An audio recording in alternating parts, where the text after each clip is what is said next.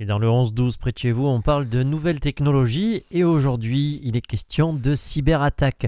En effet, face à la recrudescence des cyberattaques auprès des entreprises et des particuliers, Olivier Pavie, consultant et formateur dans les nouvelles technologies, le numérique et le marketing digital, nous donne quelques conseils sur les premiers réflexes à acquérir afin de ne pas se faire piéger systématiquement. Bonjour Olivier. Bonjour André. Oui, les risques de cyberattaque augmentent d'année en année, hein, on l'a constaté. Pour les entreprises, le potentiel de risque d'une cyberattaque ne peut plus être négligé, ça c'est sûr. Et chacune d'entre elles doit en prendre conscience et imaginer les risques qu'elle prend à ne pas y songer. Alors, elle se fait souvent accompagner pour préparer ça, mais il y a encore bien des négligences. Pourtant, entre l'audit et les formations professionnelles, il y a de quoi être informé, conseillé et formé. Bref, pour un particulier en revanche, c'est beaucoup plus compliqué parce que qu'est-ce qui va se passer ? Et pourquoi est-ce plus compliqué pour un particulier ? Un particulier n'a pas toujours de repères, hein. Il se réfère souvent à sa propre expérience ou à celle de personnes de son entourage. Il y a plusieurs types de comportements. La personne qui se méfie de tout et qui essaie de ne prendre aucun risque sans savoir finalement à quoi elle est potentiellement confrontée. Et puis il y a celle qui utilise tout n'importe comment. Et puis il y a aussi la personne qui est en général attentive, pas forcément méfiante, mais qui n'imagine même pas ce qui peut lui arriver. Bref, les gens sont souvent démunis et ne savent pas par où prendre le problème. Alors Olivier, par où faut-il commencer ? Justement, alors on va partir du principe qu'il y a un antivirus à jour sur l'ordinateur, ça c'est la base. Avec Windows 10, l'antivirus est installé gratuitement par défaut, hein, il faut le savoir. Il s'appelle Defender. Il n'est pas obligatoire de s'abonner chez un autre éditeur de logiciels antivirus, hein. Il n'y a pas d'obligation. Sur Macintosh, alors contrairement à ce que bien des personnes pensent, il faut un antivirus. Il y a un nombre phénoménal de malware, c'est-à-dire de logiciels malveillants qui s'installent sans le consentement de l'utilisateur. Ils vont nuire à l'ordinateur sur lequel ils s'installent. Ces logiciels se greffent très bien sur un Macintosh, contrairement à ce que l'a dit la légende urbaine, hein. J'ai eu des personnes qui ont eu plus de 1800 malwares sur un ordinateur, je peux vous dire Macintosh, donc j'ai bien vu ça. Bon, après cette règle de base, il y a 3 origines principales de risques: les emails, les logiciels téléchargés depuis Internet, et puis certains sites Internet infectés qui peuvent éventuellement infester l'ordinateur si l'antivirus ne gère pas les malwares correctement. Alors un logiciel qui détecte très bien les malwares sur PC et Macintosh s'appelle Malwarebytes.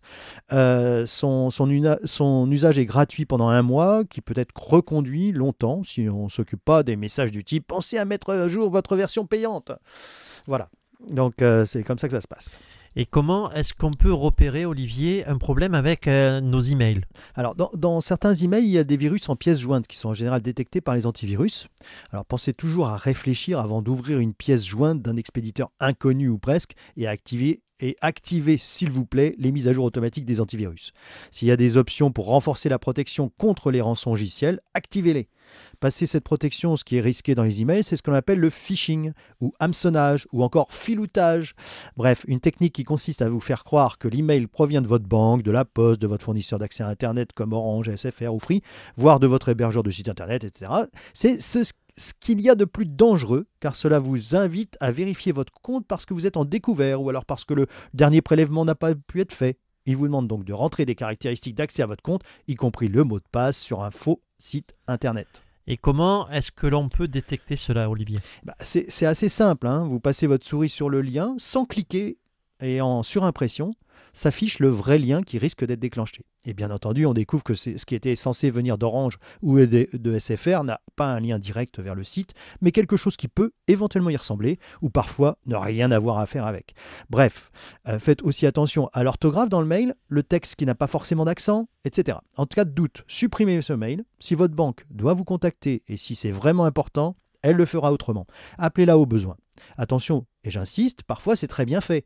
Connectez-vous au vrai serveur de votre banque ou autre, et bien souvent, il y a un message en page d'accueil qui mentionne qu'une campagne de phishing est en cours et que vous devez faire attention.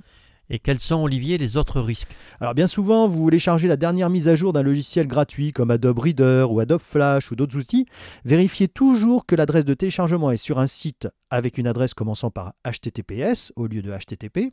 Vérifiez également que vous êtes sur le site de l'éditeur, voire sur un site de référence pour le téléchargement comme 01net, Clubic, ZDNet. Et là, Olivier, vous parlez de sites qui sont infectés. Alors, oui, il y a effectivement le troisième grand risque, c'est celui du site Internet infesté. Il peut vous diffuser un message dont vous n'arrivez pas à vous débarrasser, vous indiquant que votre PC est infecté et qu'il faut appeler tel ou tel service payant pour vous aider. Une escroquerie de grande envergure en France a été détectée il y a quelques temps. Des millions d'euros ont été volés par des faux techniciens et des fausses pannes. Rester vigilant est une obligation, mais il faut mémoriser que c'est l'utilisateur qui déclenche les actions. En cas de doute, débranchez la machine et contactez un professionnel ou un ami éclairé qui prendra les précautions nécessaires pour résoudre ce problème. Un grand merci Olivier pour toutes ces précisions. Je rappelle que si on veut un peu plus de renseignements ou approfondir le sujet, on peut consulter votre site internet valorconseil-paca.com. Merci Olivier, puis à la semaine prochaine pour une autre chronique. Merci André, à la semaine prochaine.